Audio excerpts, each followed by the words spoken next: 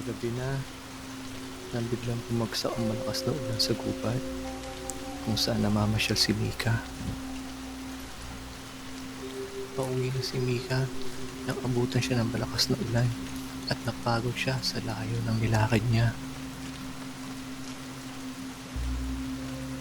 Kailangan ko makakita ng masisilungan, sabi ni Mika.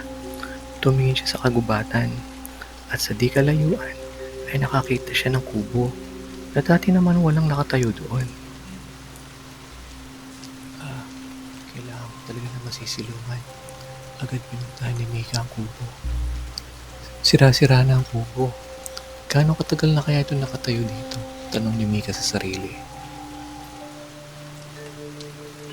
Sinuri Mika ang kubo at nakita niyang bagyang nakabukas ang pintuan nito. Lumapit siya rito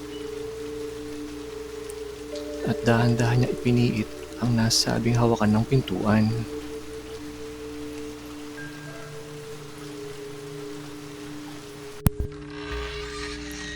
Lumangit-ngit ang pintuan sa pagbukas nito at napakadilim sa loob ng kubo.